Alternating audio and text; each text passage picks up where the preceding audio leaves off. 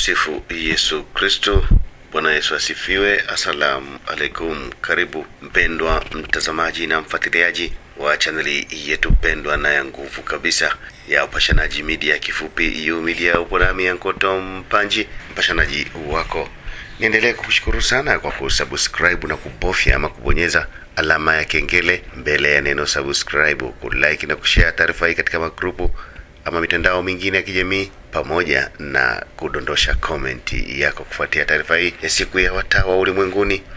Ilianzishwa na Mtakatifu Yohane Paulo wa pili kunako mwaka 1997, na kwa mwaka wa 2026 kanisa linaadhimisha siku ya 30 ya watawa ulimwenguni.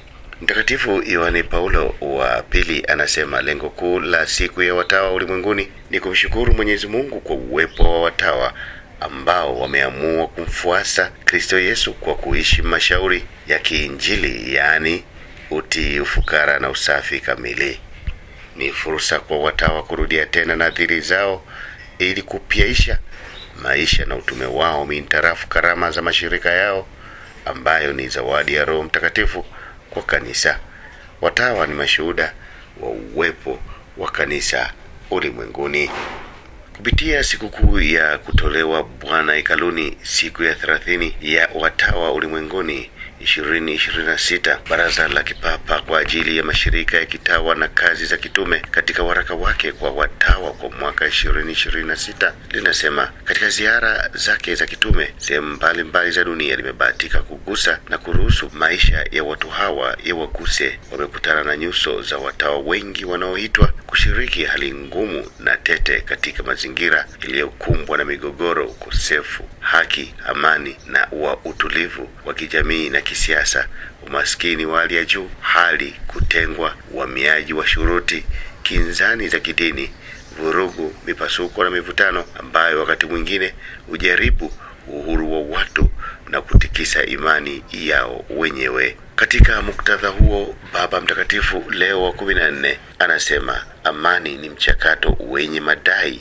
yanayosimikwa katika uhalisia wa kila siku, mchakato unaohitaji majadiliano katika ukweli na uwazi, uvumilivu, toba na uongofu wa ndani kwa watu kukutana na kuzungumza ili kuweza kusikilizana na hivyo kuwa na uwajibikaji wa pamoja. Hii ni sehemu ya ujenzi wa kanisa la kisinodi, udugu wa kibinadamu unaosimikwa katika upendo unaowajali wote kama ndugu wa moja. Ni mchakato unaowahimiza watawa kutangaza na kushuhudia ukweli kama vyombo na wajenzi wa amani. Watawa waendelee kuwa ni maujaji wa matumaini katika njia ya amani, ili waweze kuwa kweli manabii wa uwepo wa mbegu ya amani kanisa na katika ulimwengu mambo leo. Siku ya watawa ulimwenguni ilianzishwa na Mtakatifu Yohane Paulo wa pili kunako mwaka 1997, na kwa mwaka 2026 kanisa linaadhimisha siku ya 30 ya watawa ulimwenguni kwa kunogeshwa na kauli mbiu watawa katika mchakato wa kueneza maelewano na amani.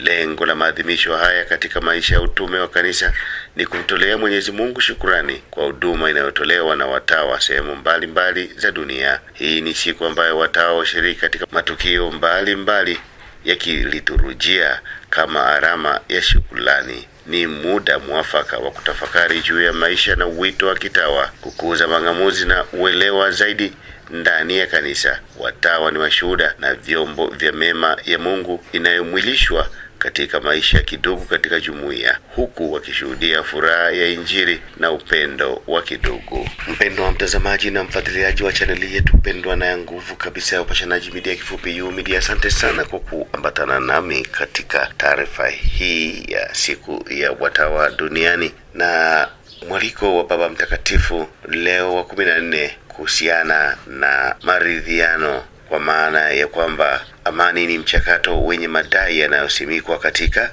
uhalisia wa kila siku, mchakato unaohitaji majadiliano katika ukweli na uwazi, uvumilivu, toba na uongofu wa ndani. Niendelee kusubscribe, kulike na kushare taarifa hii, bila kusahau kuacha komenti yako kufuatia taarifa hii ya Baba Mtakatifu. Mimi sina ziada.